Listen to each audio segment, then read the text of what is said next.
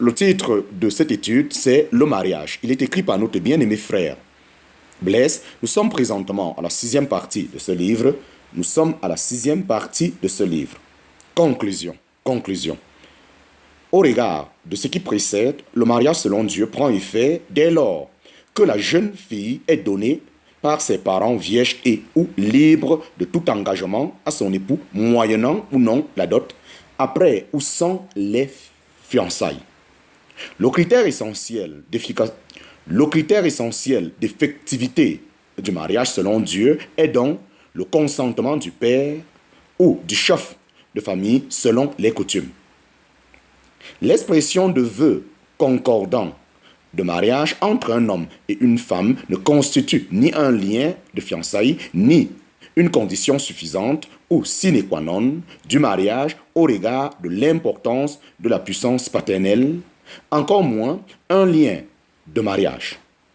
Elle ne fait naître aucun lien de fait ou de droit dans le mariage et, si elle en faisait naître dans la conception des proposés en marge de l'accord des parents, elle serait considérée comme de la débauche, en parenthèse, 1 Corinthiens chapitre 7, versets 1 à 2. Elle est donc essentiellement facultative, mais tout aussi excellente pour une vie épanouie des époux, en parenthèse, Genèse chapitre 24, versets 56 à 59. La célébration du mariage varie selon les coutumes. L'évolution des mœurs du monde et de sa loi ne doit pas nous amener à ignorer ou à délaisser la parole de Dieu. Le mariage civil et la majorité civile ne doivent pas minorer le rôle central des parents dans la conduite du mariage pour nous chrétiens. Notez bien. La violation par Dieu lui-même des règles de l'appartenance des futurs époux au peuple de Dieu ainsi que la pureté sexuelle de ceux-ci avant le mariage dans le livre d'Osée mérite quelques explications. Cette union entre Osée et les femmes prostituées et adultères imposée par Dieu par révélation a en fait une valeur prophétique et pédagogique ainsi qu'un caractère spécial. Prophétique. Cette union renvoie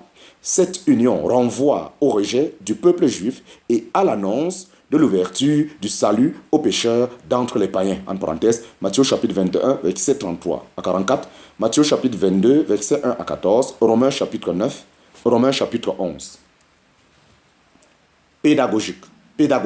Cette union est l'expression d'un jugement et d'un avertissement de Dieu à l'endroit de son peuple. En parenthèse, Osée chapitre 1, Osée chapitre 2, Deutéronome chapitre 32, versets 21 à 22.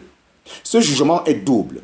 Il est à la fois confirmation d'un châtiment du royaume d'Israël à cause de son péché et jugement de sa compréhension de la justice selon que nous enseignent ces passages. En parenthèse, Matthieu chapitre 3, versets 7 à 9, Romains chapitre 2, 1 Corinthiens chapitre 1, versets 21 à 29.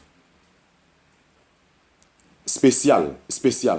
Cette union est en réalité une exception qui confirme la règle et non pas une exception qui annule, adoucit ou complète la règle. Cette exception est ordonnée par le Seigneur et non par les désirs d'un homme.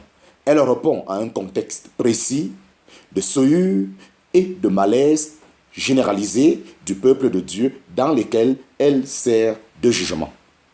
À ceux qui se laisseront donc séduire ou tenter de vivre cette expérience, sachez qu'une telle union est nécessairement un jugement de Dieu comme nous le renseigne 1 Corinthiens chapitre 11 versets 30 à 32. Spécial.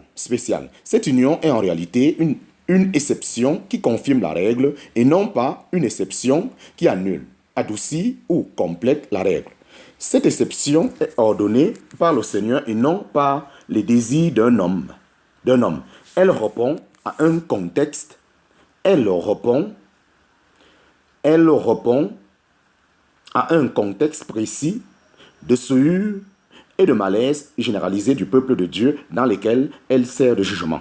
À ceux qui se laisseront donc séduire ou tenter de vivre cette expérience, sachez qu'une telle union est nécessairement un jugement de Dieu, comme nous le renseigne 1 Corinthiens chapitre 11, versets 30 à 32.